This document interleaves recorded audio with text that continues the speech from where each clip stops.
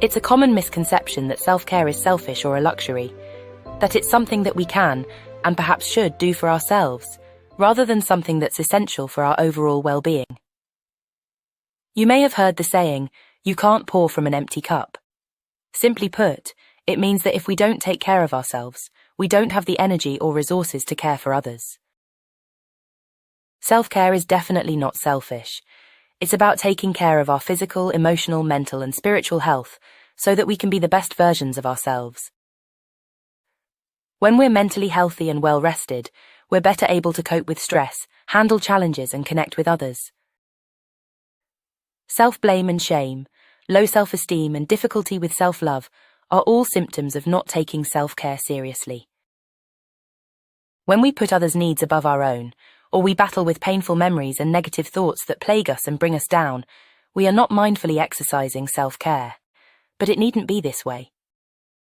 In the hurly-burly tumble of life, finding peace of mind really is a treasure worth pursuing. While it may seem elusive at times, there are 4 fundamental pillars that can help us face the challenges and cultivate a sense of serenity.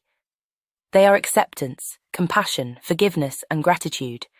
These pillars are not only the foundation of self-care, but also enhance other important elements of our mental and emotional well-being, such as resilience and self-awareness. So let's start with the first pillar. Acceptance begins with acknowledging and embracing yourself as you are, with all your flaws and imperfections. Are you sometimes your own harshest critic? Like everyone else on this planet, you are a work in progress, and that's perfectly okay. Self-acceptance frees you from the weight of self-judgment and criticism.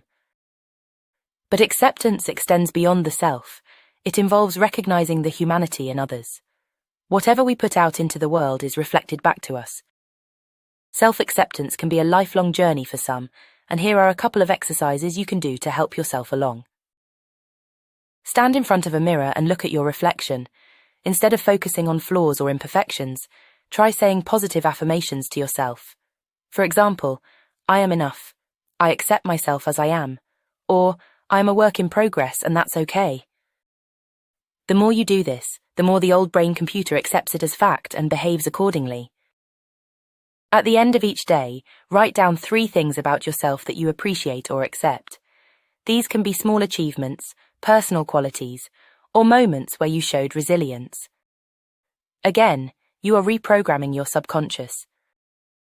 The act of writing something down as opposed to just thinking about it has been shown to have some pretty remarkable effects on the brain. When we write, we create a physical representation of our thoughts, which may lead to a more robust memory trace. Writing engages more of our senses, visual, tactile, and kinesthetic, compared to mere thinking, and this multisensory experience can enhance memory encoding. Another really powerful effect is that writing things down can reduce rumination, a process associated with overthinking and negative thought patterns.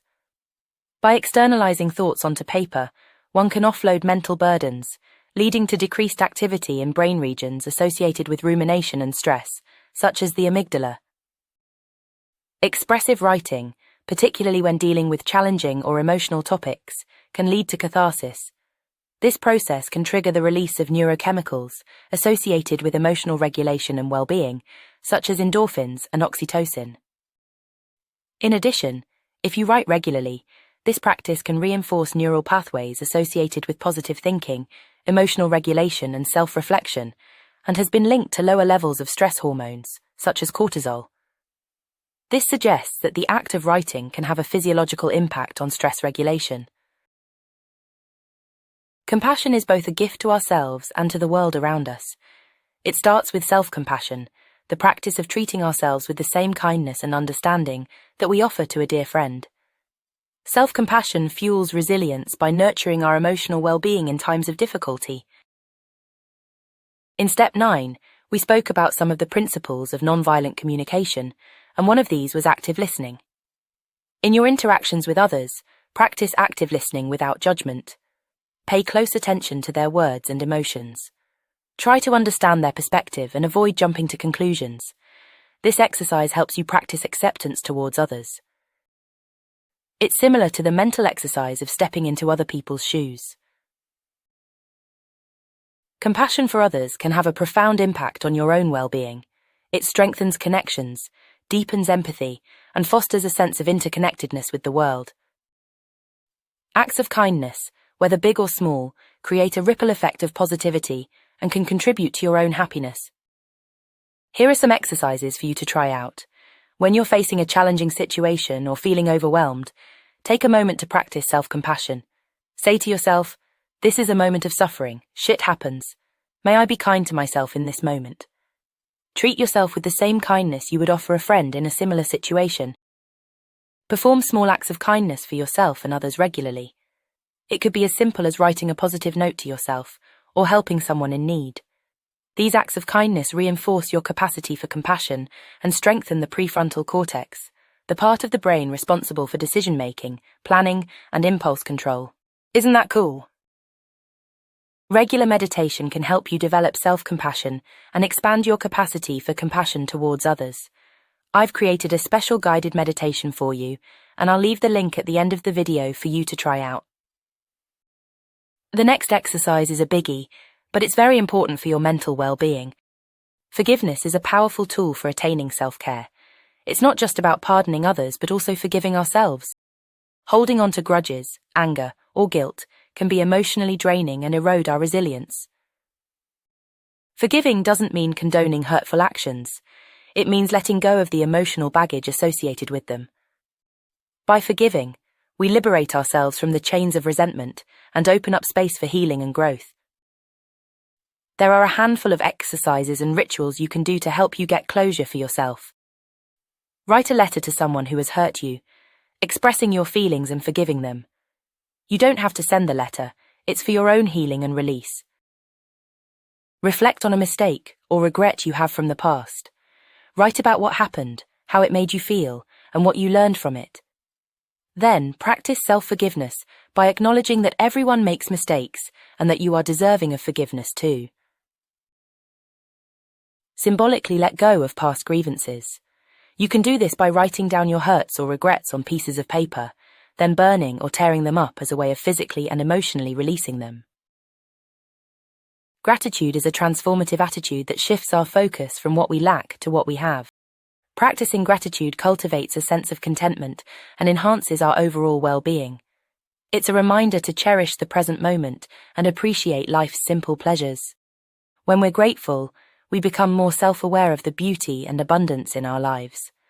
This heightened self-awareness helps us recognize our strengths and weaknesses, allowing us to adapt and grow with greater resilience. Becoming mindful of gratitude is a great place to start. There are also other exercises and practices you can do that will keep you in a gratitude mindset. Start a daily or weekly gratitude journal. Write down 3 things you are grateful for each day. They can be simple things like a beautiful sunset, a supportive friend, or a good meal. This practice helps you cultivate gratitude. I've created a free downloadable gratitude journal for you to print out and use if you are interested. You'll find the link in the description box below. Take a walk outdoors and focus on everything you are thankful for in your surroundings. Notice the beauty in nature, the fresh air, and the sights and sounds around you. Write a letter to someone you are grateful for, but have never properly thanked. Express your appreciation for their impact on your life. You can share it with them or not, whatever you feel comfortable with.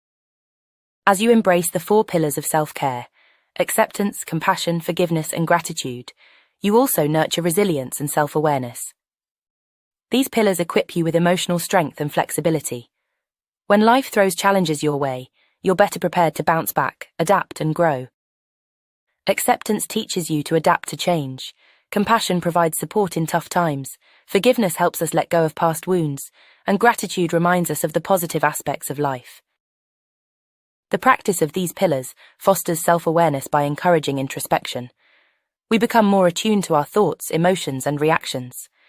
This heightened self-awareness enables us to make conscious choices and align our actions with our values, leading to a more authentic and fulfilling life. The journey to self-care is not about escaping life's challenges, but about developing the inner strength to face them with grace and resilience.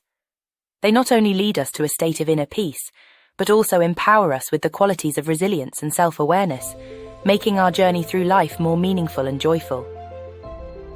And so this brings us to the end of the series.